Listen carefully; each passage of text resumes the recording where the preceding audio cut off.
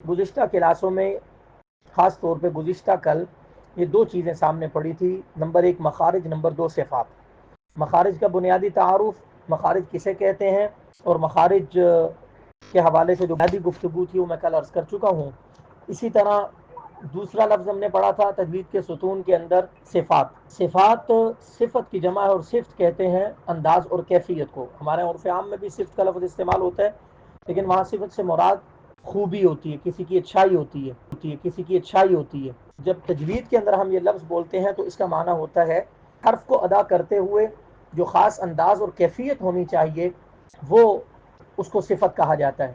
مثلا کل میں نے مثال دے دی تھی کہ بعض حروف ایسے ہیں جنہیں حروف مستعلیہ کہا جاتا ہے، موٹے پڑے جانے والے حروف۔ وہ 29 حرفوں میں سے 7 حرف ہمیشہ موٹے پڑے جاتے ہیں، 3 حروف ایسے ہیں جو کبھی موٹے اور کبھی باریک ہوتے ہیں، اور باقی 20 حروف ہمیشہ باریک پڑے جاتے ہیں۔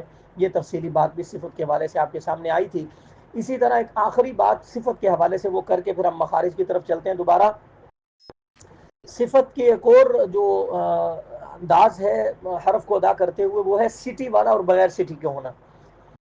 سٹی والے پورے 29 حرفوں میں سے 3 حرف ایسے جن کو ادا کرتے وقت سٹی کی آواز نکلتی ہے۔ سٹی کی آواز سین، زا اور صاد، زا سین صاد، ان 3 حرفوں کو ادا کرتے وقت سٹی والی آواز آئے گی۔ انہیں حروف صفیریہ بھی کہا جاتا ہے، سٹی والے حروف۔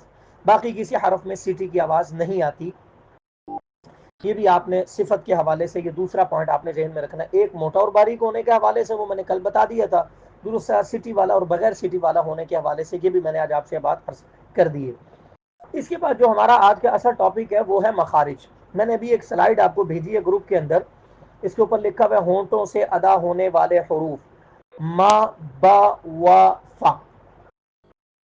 اچھا، اس کو سمجھنے کی ضرورت ہے کہ جو ہم حروف ادا کرتے ہیں، جو حروف تہجی ہیں، عربی کے الفابیٹس ہیں، تقریباً 29 ہیں، آواز کے اعتبار سے 28 ہیں، شکل کے اعتبار سے 29 ہیں۔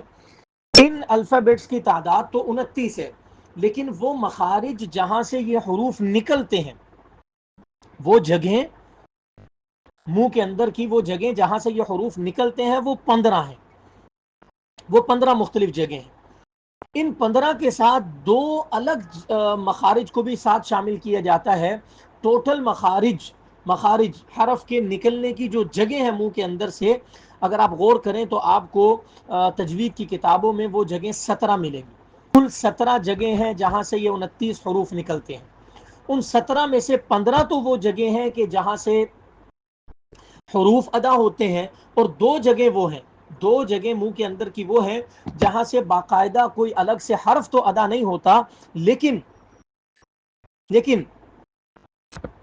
یہ جو 2 آوازیں ہیں خاص طور پر وہ آوازیں نکالی جاتی ہیں۔ ایک کو ہم مدہ کی آواز کہتے ہیں اور دوسرے کو غننے کی آواز کہتے ہیں۔ غنہ اور مدہ، ان دونوں کے لیے 2 الگ الگ جگہ بتائی جاتی ہیں کہ ان 2 جگہوں سے، ایک جگہ سے غنہ نکلتے ہیں، ایک جگہ سے مدہ کے حروف کو ہم لمبا کرتے ہیں۔ لمبی آواز کہاں سے ہوتی ہے وہ بھی آپ کو اسپیسیفک جگہ بتائی جائے گی۔ 15 جگہ وہ ہیں جہاں سے حروف تہجی نکلتے ہیں۔ گویا ہماری بات کا خلاصہ یہ ہوا کہ کل 17 جگہ ہیں جہاں سے حروف کو نکالا جاتا ہے۔ وہ 17 جگہوں کو بھی ہم اگر مختصر کریں، مزید ہم شارٹ کرنا چاہیں تو وہ کل 5 کہلاتے ہیں اصول مخارج، یعنی 5 موٹی موٹی وہ جگہ ہیں جنہیں ہم اصول مخارج کہتے ہیں کہ یہاں سے ہم ان 29 حرفوں کو نکالتے ہیں۔ ایک گلا ہے، حلق جسے کہا جاتا ہے عربی زبان میں، گلا، حلق، اس سے 3 مخارج ادا ہوتے ہیں اور 6 حروف ادا ہوتے ہیں۔ نمبر 2 زبان ہے جسے عربی میں لسان کہا جاتا ہے، لسان، زبان، اس سے 10 مخارج نکلتے ہیں اور 18 حروف اس سے نکلتے ہیں۔ سب سے زیادہ زبان کا تعلق ہے حروف کی ادائیگی میں۔ نمبر 3 شفتین یعنی ہونٹ، پہلا حلق، گلا، نمبر 2 لسان یعنی زبان، نمبر 3 شفتین یعنی ہونٹ، اس سے بھی 2 مخارج اور 4 حروف ادا ہوتے ہیں۔ 6 حروف حلق سے، 18 حروف زبان سے، 4 حروف ہونٹوں سے تعلق رکھتے ہیں۔ اگر آپ ان 6، 18 اور 4 کو اکٹھا کریں تو 29 حروف آپ کے سامنے آ جاتے ہیں، 29 حروف آپ کے سامنے گنتی میں آ جاتے ہیں۔ اچھا، اب جو باقی 2 اور جگہ، ایک کو کہا جاتا ہے جوف دہن، منہ کے اندر کا خالی حصہ، اور ایک ہے خیشوم، ناک کا بانسا، جہاں سے غنہ نکلتا ہے۔ حروف مدہ کی آواز جوف دہن سے نکلتی ہے، جوف دہن سے حروف مدہ کی آواز، اور خیشوم یعنی ناک کے باندھ سے، ناک کی نرم ہڈی سے غننے کی آواز نکالی جاتی ہے. کہ کل 5 جگہ ہیں جنہیں اصول مخارج کہا جاتا ہے. ہو سکے تو اپنے پاس انہیں نوٹ کیجئے. حلق، لسان، شفتین. آسان کر دوں، گلا، زبان، ہونٹ. نمبر 4 جوف دہن. نمبر 5 خیشوم. یہ کل 5 خاص وہ اسپیسیفک جگہ ہیں جہاں سے مختلف حروف نکالے جاتے ہیں یا مختلف آوازیں نکلتی ہیں منہ کے اندر کی. اور یہاں یہ بات بھی آپ سے ذکر کرتا چلوں، یہ ہمارے دین کا اعجاز ہے، ہمارے دین کی خصوصیت ہے دین اسلام کی. الحمدللہ ایک ایک نقطے پر جتنی محنت علماء نے دین کی خدمت کے لیے کی ہے، دنیا کے کسی اور مذہب کے ماننے والوں کے پاس اتنی زیادہ ڈیٹیل کے ساتھ تفصیلات موجود نہیں. مذہبی کتاب ہے ہمارا قرآن، ہم اس اپنی مذہبی کتاب قرآن کریم کے اوپر اتنی محنت کی. ہمارے علماء نے ہزاروں لاکھوں تفاسیر لکھی گئی اردو میں، عربی میں اور مختلف زبانوں میں. پھر ان صرف حروف جو قرآن کریم کے الفاظ ہیں، حروف قرآن ہیں، ان کے اوپر محنت، پھر ایک ایک حرف کی اسپیسیفک جگہ پر محنت، پھر ان حرف کو ادا کرنے کا طریقہ کار، اس کی ساؤنڈ، اس کی آواز، اس کی اسپیسیفک جگہ، اس کی شکل، اس کا نام، یہ ساری چیزوں کو جتنی ڈیٹیل میں ہمارے ہاں الحمدللہ قرآن پاک کے حوالے سے بیان کیا جاتا ہے، دنیا کے کسی اور مذہب کے ماننے والوں کے پاس یہ چیز موجود نہیں ہے. میں یہ عرض کر رہا تھا کہ دین اسلام میں الحمدللہ یہ جو خصوصیت ہے یہ دنیا کے کسی اور مذہب کے ماننے والوں کے پاس نہیں. ہمیں اس پر فخر ہونا چاہیے. ایک ایک حرف پر جتنی محنت ہمارے علماء نے کی الحمدللہ، وہ دنیا کے کسی اور ماننے والے، کسی اور مذہبی کتاب کے ماننے والوں کے پاس موجود نہیں ہے. ہمیں اس پر اللہ کا جتنا شکر ادا کریں کم ہے. بہرحال میں نے عرض کیا یہ 5 اصول ہیں، یہ آپ اپنے پاس کہیں پر نوٹ کیجئے، انشاءاللہ زندگی میں کام آئیں گے. جہاں سے یہ 29 حرفوں کو ہم نے نکالنا ہے، حروف کو.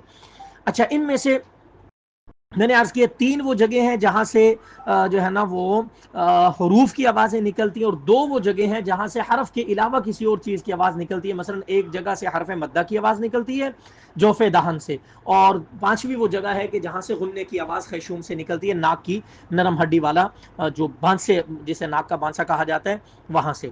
اب ہم باقاعدہ اسپیسیفک وہ جگہوں کو پڑھنا شروع کرتے ہیں. انشاءاللہ آپ میرے ساتھ رہیں گے، انشاءاللہ آپ کے لیے آسانی رہے گی. اچھا، یہ جو 17 حروف ہیں ان میں سے ہم نے ہر حرف کی مشق بھی ساتھ ساتھ کرنی.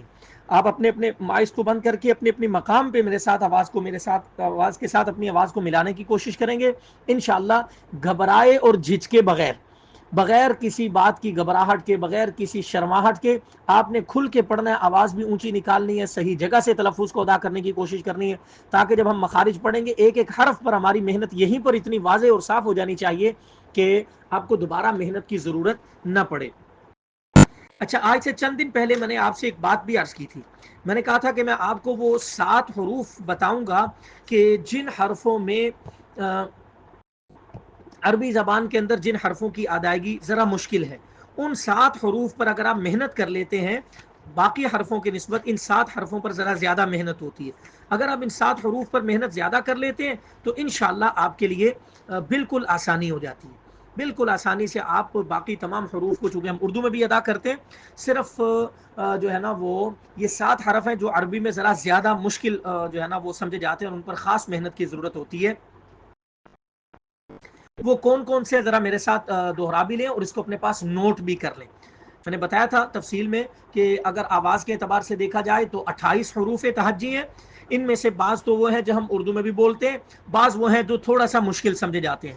جو بالکل ہم اردو میں بھی آسانی سے بولتے ہیں وہ 28 میں سے 14 حروف تو وہ ہیں جو بالکل ہم اردو میں بھی نکالتے ہیں. باقی 14 رہ جاتے ہیں. ان 14 میں سے بھی 7 وہ ہیں جو ذرا مشکل ہے زیادہ، اور 7 وہ ہیں ذرا کم مشکل ہیں. میں ذرا آپ کو وہ پہلے لکھوانے لگا ہوں جو بہت زیادہ مشکل سمجھے جاتے ہیں، اس پر ذرا زیادہ محنت کی ضرورت ہوتی ہے. اپنے پاس وہ نوٹ کیجئے گا وہ کون کون سے حروف ہیں. ان میں نمبر 1 حرف ثا ہے، نمبر 2 حرف حا ہے، نمبر 3 حرف دال ہے، نمبر 4 حرف صاد ہے، واد ہے، قا ہے اور ضا ہے. یہ 7 حروف وہ ہیں جو ذرا پورے 28 میں سے ذرا مشکل ہے. ان پر آپ نے تھوڑی سی زیادہ توجہ دینی. ان 7 کے ساتھ مزید 7 اگر آپ شامل کر لیں، اس پر تھوڑی توجہ سے بھی آپ آسانی سے نکال سکتے ہیں. وہ کون کون سے ہیں وہ اگلے 7 بھی نوٹ کر لیجئے. خا، زا، شین عین غین اور قاف، خا زا شین عین غین قاف، یہ کل آپ کو میں نے جو حروف لکھ کر بھی بھیجے ہیں یہ 14 حروف ہیں جو 28 حرفوں میں سے ذرا زیادہ مشکل سمجھے جاتے ہیں۔ ان 14 میں سے تمام حرف پر اگر آپ روزانہ ایک حرف کی بھی اچھی طرح مشق کریں، مشق کا مطلب ہے زیادہ سے زیادہ اس کو صحیح جگہ سے نکالنے کی محنت اور کوشش کریں، تو انشاءاللہ آپ 14 دن میں ایسا سمجھ لیں کہ آپ کے لیے حروف تہجی کی ادائیگی بالکل آسان ہو جاتی ہے۔ اس لیے آپ نے اپنی محنت کو جاری رکھنا ہے، پھر ہمارے لیے انشاءاللہ پڑھنا آسان ہوگا۔ اب میں آپ کے سامنے ایک ایک حرف کو بتانے لگا ہوں، اس کی اسپیسیفک جگہ بتانے لگا ہوں، کوشش کریں اس کو اپنے پاس نوٹ کریں، نوٹ نہیں کر سکتے کہیں لکھے ہوئے آپ کے پاس موجود ہوں گے تو وہ آپ کو سینڈ کر دیے جائیں گے انشاءاللہ، کہ میں اس کو سینڈ کر دوں گا، آپ اس کو اپنے پاس محفوظ رکھیں گے، اور جو میں اس میں مزید تشریح کروں گا وہ اپنے ذہن میں رکھیں گے، تو انشاءاللہ آپ کے لیے سمجھنا بالکل آسان ہو جائے گا۔ اب ذرا میرے ساتھ دیکھیے، ذرا پہلا حرف جو ہمارے پاس لکھا ہوا ہے حرف میم ہے۔ یہ جو ہمارے پاس حروف تہجی کی ترتیب ہوتی ہے نا، الف با تا ثا جیم ہا خا دال دال را زا، یہ ایک عام ترتیب ہے جو عام بچوں کو پڑھائی جاتی ہے، لیکن ہم اس ترتیب سے ہٹ کے مخارج کی ترتیب پر آئیں گے۔ کیوں؟ اس لیے کہ مخارج کو سمجھنے کے لیے یہ دوسری ترتیب، مخارج کو سمجھنے کے لیے یہ والی ترتیب ضروری ہے جو میں نے آپ کو بھی جس ترتیب کے مطابق ہم آپ کو بتانے لگا ہوں میں، اس میں جو سب سے پہلا حرف آتا ہے اس ترتیب کے مطابق وہ ہے حرف میم۔ اگر آپ کہیں تو میں آپ کو وہ بھی بھیج سکتا ہوں۔ اچھا، سب سے پہلے جو ہم نے مخرج پڑھنا ہے وہ حرف جو ہے نا وہ میم کا ہے۔ میم آپ کے سامنے جو میں نے سلائیڈ بھیجی ہے اس کے اندر موجود ہے، اس میم کو ذرا دیکھیے، اس میم کو ذرا دیکھیے، آپ کو بھی جس ترتیب کے مطابق ہم آپ کو بتانے لگا ہوں میں، اس میں جو سب سے پہلا حرف آتا ہے اس ترتیب کے مطابق وہ ہے حرف میم۔ اگر آپ کہیں تو میں آپ کو وہ بھی بھیج سکتا ہوں۔ اچھا، سب سے پہلے جو ہم نے مخرج پڑھنا ہے وہ حرف جو ہے نا وہ میم کا ہے۔ میم آپ کے سامنے جو میں نے سلائیڈ بھیجی ہے اس کے اندر موجود ہے، اس میم کو ذرا دیکھیے، اس میم کو ذرا دیکھیے۔